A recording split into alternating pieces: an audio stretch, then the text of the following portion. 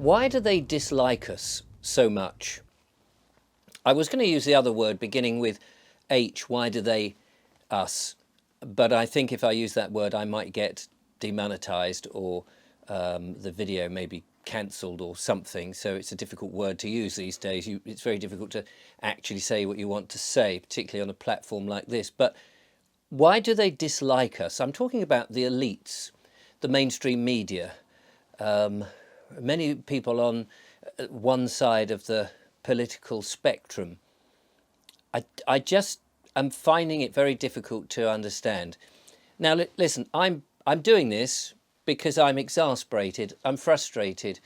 The government, well, the government and the opposition seem to be all on one side. They seem to be all conspiring against the average, everyday, hard-working person, of which I consider myself to be one.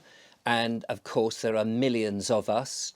And yet I feel that we are despised, disliked, not listened to, and that the government want to implement things that we've never asked for, we've never considered, we've not been given an opportunity to give our opinion for, but that these people who we had no choice in some ways to vote them in are not doing what we really want them to do. As far as I'm aware, there was nothing in the manifesto of the government that we have to say that while we're in a cost of living crisis, so-called, that we need to send money to overseas countries because we came up with the concept of bettering people's lives, giving them communication, giving them means of becoming wealthy and independent and sophistication, because we had the Industrial Revolution, that somehow that we've advanced people and helped them to live longer, and have a justice system which I think is as fair as you can get. And yet we're seeming to be penalised by that.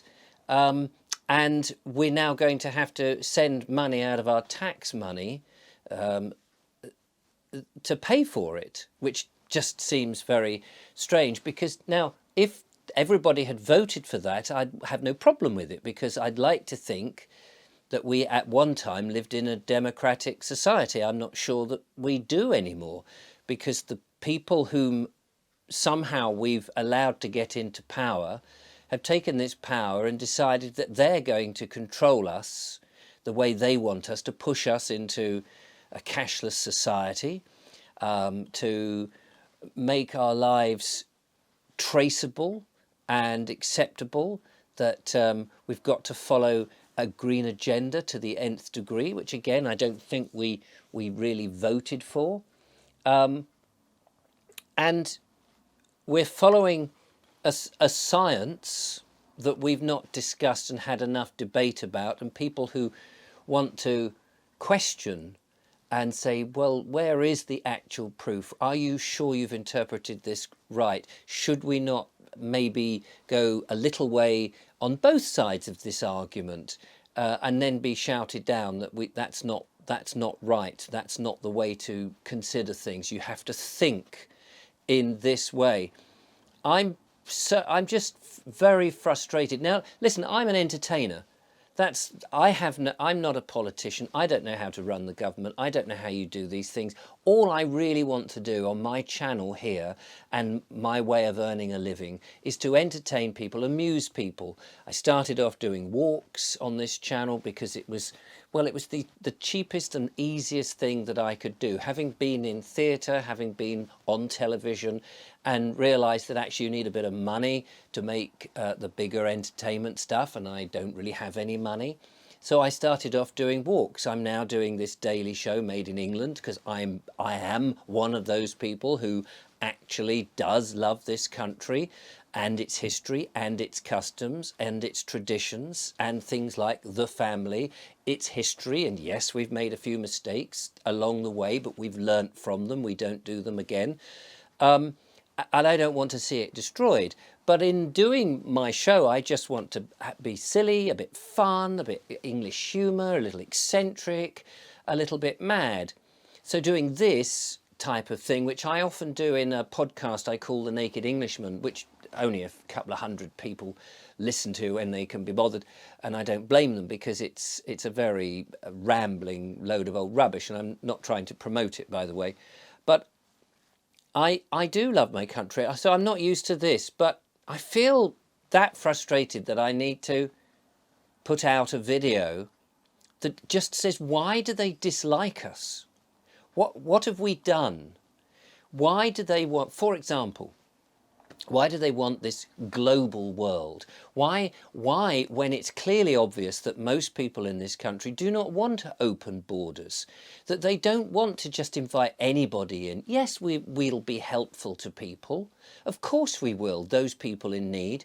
Of course we will. And we've proved it time and time again. It's not that we're against people, against foreigners, but it seems that the will to do anything about this is put up with a smokescreen saying, oh, but we need to negotiate with these countries and all the rest of it. Well, when we had an invasion of the Nazi Germany coming in, we didn't say, oh, well, we'll just let them in and have a negotiation with them.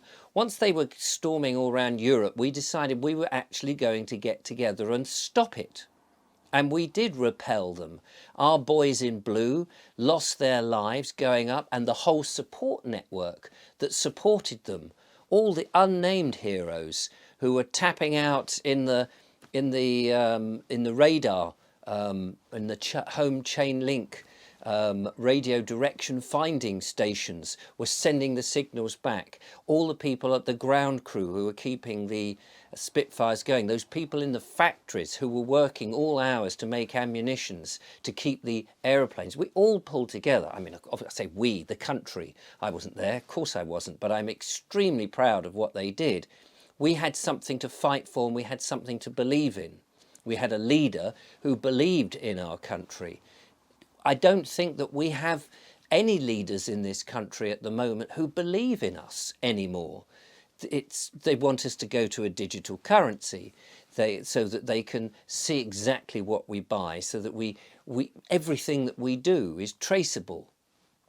And it is laughable, really, because when you think of the track and trace system that was loads of money was spent during the pandemic, that was an absolute nonsense. So, on the one hand, I think these people think that they've controlled the masses. On the other hand, I think they can't really do anything, because they seem to be incapable a lot of the time on big tech. But it doesn't mean to say that they're not trying to do it. And I'm sure there are clever people behind the scenes trying to assist them, because everybody seems to want tons and tons of money, and people buying up large swathes of land for some mysterious purpose. So you've got these, in my mind, and this is just an opinion, in my mind, these idiotic protesters who are trying to stop new contracts for oil to be seen, so that we can run diesel and petrol and fossil fuels, because clearly we need those for the big container ships, the big tractors, in order to grow food.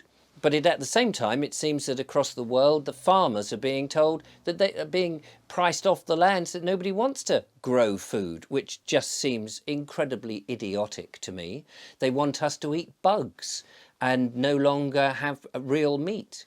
And yet, for our 2000 civilized history, if you can call us civilized, that we know of, the recorded history, not least the other tens of thousands of history that we've been around, we've eaten meat. And now we're in a position where, yes, I agree that the production of meat is extremely high, and we're not treating our animals particularly well, and we ought to do something about that. And I think that we as a country are probably one of the best at doing that, but we can improve for sure and have a bit more respect. But to tell people they're not going to eat it, that you're going to eat bugs or you're just going to eat plants, I think is a nonsense. The people who are trying to rewrite history and make out that the people that have populated this country were not just the people who populated this country, that other people from other countries were here all the time, and that we for somehow have erased them from history. That's barking. The idea, when you look at commercials and television programs on mainstream media, that people like me, a middle-aged white English man, is being erased as if I'm not here. This business about white privilege, as if we've got some sort of privilege. All of this, the breaking up of the family, the issue of men and women actually are no longer men and women. Stuff that, as Douglas Murray says, that things that we knew yesterday and for generations we knew to be true, we're now told that isn't true. We have to accept something new. And what I find really weird is that instead of laughing at people who say, no, no, no, all of that you knew to be, that up is no longer up and down is no longer down, that we take them seriously, that we're not just going, really? Thanks. Let's get a life. Let's get back to normal. Come on. But for some reason, everybody is now madly taking it all seriously, that people are not able to express their views anymore. People are not able to discuss things because they'll get cancelled for having an opposing opinion. I just don't understand. I have an opposing opinion to a lot of things. It doesn't mean I won't listen to the other side of the argument, and very often I will change my mind when I listen to the other side of the argument. But by the fact that I have a different opinion to many of these other people, it means I'm an idiot just because I disagree. I don't understand why we've got into this situation. But it does seem to me that the elites want to steer us down one way, where we're told that global warming is a catastrophe, and we're led to believe these little saints who are barely out of nappies, who are telling us exactly that we're all going to die, when clearly this is not true. And yet we're going along with it. We're allowing it to happen. So I'm asking, there's so much more I could talk about. I mean, I could talk about the recent problems that we had with the pandemic, in which the government, for reasons that seem absolutely bizarre to me, decided that we would lock everybody down inside where germs would fester instead of letting people out into the sunlight. That my son worked at that period in A&E. That anybody who had these symptoms from the pandemic were told, no, no, no, don't come in. No, no, for God's sake, don't come in. You can't come in. You've got to stay at home. It's only when you're on your last breath can you come in. And yet, if it was any other virulent disease or any other problem, the first signs that you get, women look for lumps in their breasts, men look for lumps in their testes. If you have a lump, you want to get onto it first straight away, find out what the problem is and have it remedied. And if you don't have a remedy, what else is on the shelf? What could you possibly use to help the situation? You're not sent home to just go, no, no, just go back and just, no, no, there's nothing. We're waiting for this miracle injection that we'll give you, and then you'll be all right. So don't try anything else. Even though there are other things on the shelf, other remedies that have been around, that have been tested and are safe and, you know, and are cheap. No, no, no, you're not allowed to use those. No, no, we'll wait for this miracle thing, which is going to cost billions. And in the meantime, you may actually die. And then it turns out that this miracle drug that we've all been waiting for suddenly turns out that it isn't exactly what it is. And possibly, and I'm not saying for sure because I daren't say it, but people are mysteriously, and it could be put down to whatever this miracle drug is. You know, nobody is addressing it. Nobody's talking about it. Well, some people are. There is some outlets for this, and it will get more, I'm sure, because it won't go away. But it does seem that the governments, the mainstream media, and a small but powerful section of people, for some reason, dislike us and are doing everything they can to destroy us. But the bizarre thing is that once they do, Once they get rid of us to the point that we're living in, that we own nothing and we're supposedly happy, who's going to clean their toilets? Who's going to service their needs? Where is the food going to be grown? Because all the people who can do stuff will no longer be around. And suddenly they'll wake up and realise, oh, we've been a bit foolish here. It seems very odd. If you can answer the question, I'd be very much appreciated. Why do they hate us? What do they aim to get out of it? Why? Can't just be the money. Can't just, I mean, I stood today and I looked at the seafront in Worthing, where I live, and I thought, this is beautiful. You don't need money for that. You don't need money to stand in a field and look at the trees and look at nature and think this is amazing. The best things are free. And these people who are desperately trying to get more power and more money are so missing the point. Thank you for watching. I'll see you, hopefully more entertaining, in my Made of England programme coming up next week. Cheers.